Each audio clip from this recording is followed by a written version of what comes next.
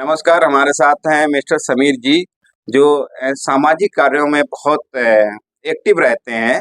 तो मैं इनसे हालचाल चुनाव को लेकर, इस बार 2024 का लोकसभा चुनाव है, इससे संबंधित हम आपसे कुछ पूछना चाहते देखिए, जो भारत की स्थिति है उसमें सामाजिक जो परिस्थितियां रही हैं और जो राजनीतिक और आर्थिक रूप से जो देश में पिछड़े वर्ग हैं, जो अनुसूचित जाति के लोग हैं, इनके साथ सदियों से भेदभाव हुआ है। और जो भेदभाव लंबे संघर्ष के बाद में थोड़ा सा विराम जिस पर लगा था, वो पुनः दोबारा फिर चालू हो गया। तो वो जो भेदभाव फिर से शुरू किया गया है, उसके विरोध में पिछड़े और दलित एकजुट हैं। और वो चूंकि जो लोग भेदभाव कर रहे हैं उनके विरुद्ध संघर्ष करने वाले समाजवादी पार्टी के प्रत्याशी नवल किशोर शाक्य के साथ में है। क्योंकि वो समाजवादी पार्टी के प्रत्याशी हैं, इसलिए पिछड़ा दलित एकजुट होकर उनको सपोर्ट कर रहा है। और मुझे पूरी उम्मीद है कि वो भारी मतों से चुनाव जीतने जा रहे हैं। हैं। भेदभाव, विराम जो आपने बोला है, विराम किस समय लगा था? जरा सही समझाइए कि विराम किस समय लगा था, जब आपने कहा कि भेदभाव जो चल रहा है और पहले होता आया, कुछ समय बीच में विराम लगा था, उसका अर्थ क्या है, मतलब क्या है, कब लगा विराम? देखिए, आजादी के बाद में जो समाजवादी लोग थे, उन्होंने जो सामाजिक गैर बराबरी थी, जो राजनीतिक गैर बराबरी थी और जो आर्थिक गैर बराबरी थी, उसके खिलाफ एक लंबा संघर्ष किया। और उस संघर्ष का परिणाम ये हुआ कि धीरे धीरे जो गैर बराबरी थी वो कम होती चली गई। और एक समय 89 के बाद में एक ऐसा आया कि जब वो काफी कम होती चली गई लगातार। लेकिन धीरे धीरे फिर से जो पूंजीवादी शक्तियां थी, जो सामंतवादी लोग थे, वो सत्ता में आ गए, पावर में आ गए, और उन्होंने फिर से वही गैर बराबरी को बढ़ावा देना शुरू कर दिया। तो जब से ये सामंतवादी और पूंजीवादी लोग सत्ता में आए हैं, तब से गैर बराबरी बढ़ने लगी। और इसलिए जो है फिर से समाजवादी लोग जो हैं और उसी विचारधारा से जुड़े लोग जो हैं, जो गैर बराबरी के खिलाफ है, वो सब एक मंच पर आए हैं और वो लोग मिलकर इन सामंतवादी और पूंजीवादी शक्तियों का विरोध कर रहे हैं, जिसका परिणाम हमको इस लोकसभा चुनाव में देखने के लिए मिलेगा। आपने समाजवादी नाम लिया, समाजवादी बात कर रहे हो, समाजवादी नेता इसमें जातिवाद जनगणना का मुद्दा बहुत किस स्तर पर लिए, इससे क्या उद्देश्य है इसका? देखिए, जाति जनगणना की बात इसलिए होती है कि जो सामाजिक स्वरूप है उसमें जो शोषित रहे हैं उन लोगों को कभी भी न्याय नहीं मिला। और चूंकि आरक्षण की जो व्यवस्था की गई थी वो धर्म के आधार पर या जाति के आधार पर नहीं की गई। जो सामाजिक रूप से पिछड़े थे उन लोगों के लिए की गई, और जो अनुसूचित जाति के लोग थे उन लोगों के लिए जो आरक्षण की व्यवस्था संविधान में की गई। लेकिन इसके बावजूद जो है उन्होंने सवर्णों को जो है आरक्षण दे दिया ईडब्ल्यूएस के नाम पर। ये संविधान के विरुद्ध था, लेकिन फिर भी इसका प्रावधान कर दिया, जिसका विरोध नहीं भी किया लोगों ने। लेकिन जो पिछड़े वर्ग का और जो अनुसूचित जाति का आरक्षण जो संवैधानिक रूप से ठीक था, उसको खत्म करने की साजिश जो हो रही है वो बिल्कुल भी बर्दाश्त के बाहर है। और इसलिए जो ये सारी जातियां एकजुट होकर इनका विरोध कर रही हैं, क्योंकि ये संविधान को खत्म करना चाहते हैं। और हम लोग जो है संविधान को मानने वाले हैं, क्योंकि संविधान के माध्यम से ही जो है सामाजिक न्याय की व्यवस्था जो है हो पाई है। इसलिए संविधान को खत्म करने की इनकी साजिश को हम लोग किसी भी तरह से स्वीकार नहीं कर सकते। बीच में मौका मिला समाजवादियों को काफी मौका मिला, जैसे अभी बिहार में 2020 में सरकार बनती है नीतीश जी की, और वो बीजेपी के साथ चले जाते हैं। इसके बाद बीजेपी से अनबन होकर जैसे तेजस्वी यादव के साथ आते हैं, 17 महीने सरकार चली। उसी बीच में उन्होंने जातिवाद गणना करा के ओबीसी आरक्षण भी बढ़ाया, रोजगार भी बहुत दिया। वही पैटर्न अगर इन्होंने बहुत पहले अपनाया होता, अखिलेश जी भी 5 साल रहे, नेताजी भी रहे, इनके पिताजी मायावती जी भी रही, अगर इन्होंने ये सामाजिक त्रुटियां खत्म कर दी होती तो शायद आज ये नहीं उठाना पड़ता, नहीं भेदभाव होता क्या?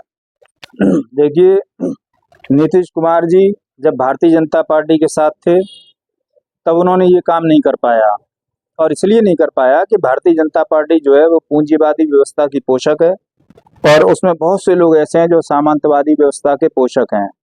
इसलिए वो पिछड़े वर्ग को या अनुसूचित जाति को न्याय देना ही नहीं चाहते हैं, और भेदभाव सारा जो हुआ वो इन्हीं के द्वारा किया गया।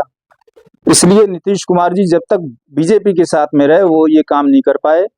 और उसके बाद में जैसे ही राष्ट्रीय जनता दल के साथ में आए, चूंकि राष्ट्रीय जनता दल का बहुत बड़ा योगदान है सामाजिक न्याय के लिए, पिछड़ों को जो है समाज की मुख्य धारा में लाने के लिए, अनुसूचित जाति के लोगों को समाज की मुख्य धारा में शामिल करने के लिए बहुत बड़ा योगदान राष्ट्रीय जनता दल का भी है। तो जब राष्ट्रीय जनता दल के साथ में ये आए तो उन्होंने जाति जनगणना करा ली और बहुत जल्दी करा ली, और आरक्षण भी पिछड़ों का जो था वो बढ़ा दिया। वो ये काम इसलिए कर पाए कि दोनों दलों की विचारधारा एक थी। जब हम विपरीत विचारधारा वाले दल से संपर्क करते हैं या संबंध स्थापित करते हैं तो हमारे इस काम में, सामाजिक न्याय के काम में बाधा आ जाती है, और जो बिहार में पुनः आई है। और अगर ये दोनों लोग एक साथ मिलकर काम करते रहेंगे तो सामाजिक न्याय के लिए नीतीश कुमार जी कभी काम नहीं कर पाएंगे। और समाजवादी पार्टी की बात है जहां तक, तो जब माननीय मुलायम सिंह यादव जी ने राजनीति में कदम रखा, तभी से उन्होंने इस सामाजिक न्याय के लिए काम करना शुरू किया।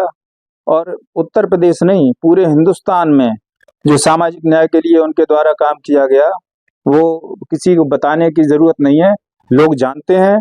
वो तो पिछड़ों के नेता थे, नहीं तो उनको हिंदुस्तान के नेता के रूप में कभी का भी मीडिया ने स्थापित कर दिया होता। जो लोग नहीं जीत पाते थे चुनाव, उनको राष्ट्रीय नेता बता दिया गया, जबकि मुलायम सिंह यादव जी जैसे शख्स जिन्होंने पूरे हिंदुस्तान को जो है एक नई दिशा दी, जो उनके पिछड़े दलित और लोग थे, दलितों का आरक्षण नेताजी ने बढ़ाया। 19% से 21% दलितों का आरक्षण जो बढ़ाया था वो मुलायम सिंह यादव जी ने बढ़ाया। सामाजिक रूप से लोगों को एक करने का और जो उनके मन में एक नया उत्साह जगाने का काम जो मुलायम सिंह यादव ने किया वो किसी नेता ने नहीं किया। 2024 का चुनाव बिल्कुल सर पे है, आचार संहिता लगी, कुछ चंद दिनों में चुनाव होने वाला है। इसको कैसे देखते हैं? जनता क्या कैसे जुड़ रही है? क्या मुद्दों को लेकर जुड़ रही है? क्या संकेत दिख रहे हैं?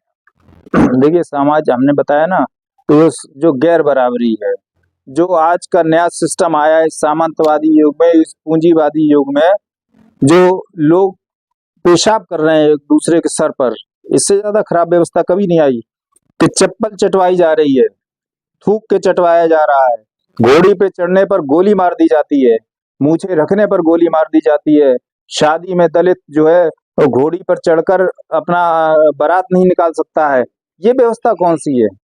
विद्यालय में बच्चा घड़ा का पानी पी लेता है, राजस्थान की एक घटना थी। हाँ, राजस्थान में तो कांग्रेस सरकार थी, लेकिन राजस्थान में जब बच्चा घड़ा का पानी पीता है उसके साथ भेदभाव किया, लेकिन सरकार वहां बन गई राजस्थान में उन्हीं लोगों।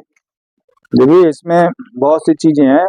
ये जो सामंतवादी लोग, पूंजीवादी लोग हैं, इस पूंजी का उपयोग करके वो समाज में वैमनस्यता फैला रहे हैं और समाज को बांट रहे हैं। सिर्फ सत्ता का सुख पाने के लिए समाज को बांटने का उनका जो काम है, उस वजह से कहीं कहीं कमियां रह जाती हैं। लेकिन ये निश्चित रूप से आप मानिए कि आज नहीं तो कल एक निश्चित रूप से सुधार होगा और समाज जो है एक होगा, और सामाजिक न्याय के लिए संकल्पित लोग जो हैं समाज को न्याय दिलाने का काम करेंगे, और दलित पिछड़े एकजुट होकर समाज की मुख्य धारा में जुड़कर इस राष्ट्र को विकसित राष्ट्र बनाने के लिए काम करेंगे। आपसे मेरा अंतिम क्वेश्चन है कि अखिलेश यादव जी इसमें पीडीए के नारे से चुनाव लड़ रहे हैं। पीडीए पिछड़ा, दलित और ए का मतलब कभी उलझा देता है कि अगड़ा है कि आदिवासी है कि अल्पसंख्यक है। ये तो प्रश्न समाजवादी पार्टी के प्रवक्ता से करना चाहिए, लेकिन फिर भी अगर हमसे पूछा जा रहा है, समाज कैसे जुड़ेगा? समाज कैसे? अगर मुझसे पूछा जा रहा है तो हमारा तो सीधा स्पष्ट है कि पीडीए का मतलब है पिछड़ा, दलित और अल्पसंख्यक। अगड़े तो हैं ही आगे, उनको वो तो समाज को जाने कब से वो नेतृत्व कर रहे हैं। समाज की मुख्य धारा में तो वही शामिल है। अब समाज की मुख्य धारा में दलित, पिछड़े और अल्पसंख्यक शामिल हो पाए, तभी तो समाज एक साथ इकट्ठा हो पाएगा, तभी तो सामाजिक न्याय की बात होगी। तो इसलिए ये जरूरी है कि पिछड़े, दलित और अल्पसंख्यक भी अगड़ों की तरह समाज की मुख्य धारा में आए, और यही हमारा संकल्प है, उसी के हिसाब से हम लोग काम करते हैं। अच्छा, फर्रुखाबाद में 2 प्रत्याशी, भाजपा का भी पिछड़ा समाज का है और सपा का भी पिछड़े समाज का है। ये अंतर रहता है दोनों दलों में। मैंने कहा विचारधारा के आधार पर काम होता है। जो दल जिस विचारधारा का है उसका व्यक्ति उसी विचारधारा पर चलकर काम करेगा। मुकेश राजपूत जी आरक्षण का विरोध नहीं कर सकते। आरक्षण को खत्म अगर भाजपा करती है तो उसका साथ देंगे वो। और नवल किशोर जी आरक्षण खत्म करने का साथ कभी नहीं दे सकते, क्योंकि वो जिस दल में है उस दल की विचारधारा है कि समानता है, समानता संपन्नता, ये जिस दल की जो भावना है उस भावना के अनुरूप उस व्यक्ति को काम करना पड़ता है।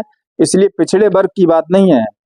दल जो है जिस विचारधारा पे काम कर रहा है, जो दल पिछड़े को आगे ले जाने के लिए संकल्पित है, जो दलितों को समाज में स्थान दिलाने के लिए संकल्पित है, उस दल के साथ में रहने वाले प्रत्याशी को जिताने पर ही सामाजिक न्याय मिलना संभव हो पाएगा। देख रहे हैं सभी लोग हमारे साथ थे मिस्टर समीर जी, जिन्होंने बहुत बेबाक तरीके से बारीकी बात समझाई और बताए, हर क्वेश्चन का जवाब अच्छे से दिया कि इस बार पिछड़ा, दलित और अल्पसंख्यक कैसे एकजुट होकर इन सामंतवादी और ब्राह्मणवाद को जो बताया है, इसको कैसे कमजोर, कैसे इनसे लड़ा जाए, ये बहुत अच्छे से इन्होंने समझाया। आप लोग भी देखकर अपना सुझाव कमेंट के माध्यम से जरूर बताइए कि कैसा क्या लगा। धन्यवाद।